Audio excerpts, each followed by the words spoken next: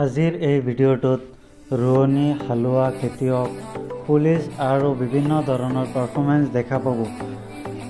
হে দোস্ত, welcome back to my YouTube channel Shariful blogs. কি খবৰ আপোনালোকৰ? আশা কৰোঁ সকলোৱে ভালেই আছে।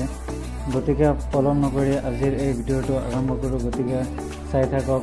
আজি হৈছে আমাৰ ডিং মহাবিদ্যালয়ৰ ৫৭তম সপ্তাহ সমাৰোহ উপলক্ষে সকলো ছাত্ৰ ছাত্ৰী ৰাতিপুৱা সোনকালে কলেজলৈ আহিছে। আচলতে এই কালচাৰেল প্ৰগ্ৰামখন ৩ দিন ধৰি চলি আছে। আজি হৈছে শেষ দিন। আজিৰ আগতে কলেজত বিভিন্ন ধৰণৰ খেল অনুষ্ঠিত কৰা হৈছিল, যেনে দৌৰ, ক্ৰিকেট, কাবাডী আৰু বিভিন্ন ধৰণৰ ইত্যাদি ধৰণৰ খেল, ইনডোৰ আৰু আউটডোৰ বিভিন্ন ধৰণৰ খেল অনুষ্ঠিত কৰা হৈছিল।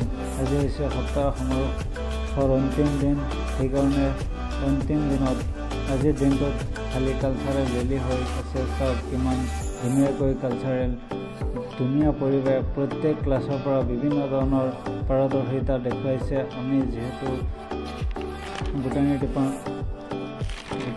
বুটানী ডিপাৰ্টমেণ্টৰ ষ্টুডেণ্ট, সেইকাৰণে আমি বেলেগ এটা পদ্ধতি অৱলম্বন কৰি ছাত্ৰ ছাত্ৰী বিভিন্ন ধৰণৰ সাজপাৰ পৰিধান কৰি আহিছে।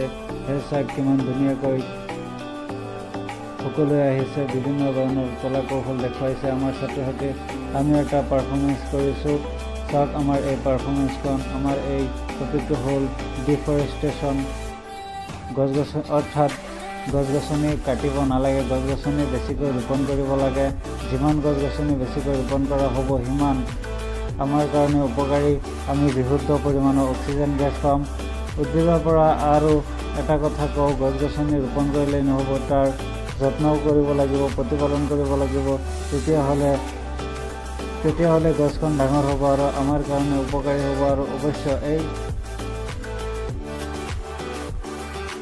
অৱশ্যে এই ভিডিঅ'টো আজি নহয়, বহুত দিন আগতে বনাই থৈ দিছিলোঁ। আপলোড দিবলৈ সময় পোৱা নাই, সেইকাৰণে আপলোড দিব পৰা নাই। এতিয়া আপলোড দি আছোঁ। চাওক আৰু এটা ডিপাৰ্টমেণ্ট, ফিজিক্স ডিপাৰ্টমেণ্টে কি বনাইছে, ৰকেট বনাই দিছে। আৰু এটা চাওক এই বেংগলী ডিপাৰ্টমেণ্টে বিভিন্ন ধৰণৰ সাজপাৰ পৰিধান কৰি আহিছে, ধুনীয়াকৈ পৰিধান কৰি আহিছে বেংগলী ছোৱালীবিলাকে আৰু ল'ৰাবিলাকে সকলোৱে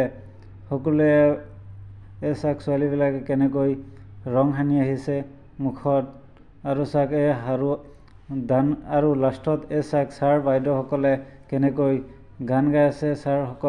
ছাৰসকল আৰু বাইদেউসকলে ধুনীয়াকৈ আমাৰ ডিং মহাবিদ্যালয়ৰ সংগীত পৰিৱেশন কৰি আহিছে। গতিকে আজিৰ ভিডিঅ'টো চাই কেনেকুৱা পালে কমেণ্ট কৰি জনাব। আৰু মোৰ চেনেলত নতুন হৈ থাকিলে চেনেলটো ছাবস্ক্ৰাইব কৰিব। আৰু একো নকওঁ, যদি ভিডিঅ'টো ভাল লাগে তেনেহ'লে লাইক কৰি দিব।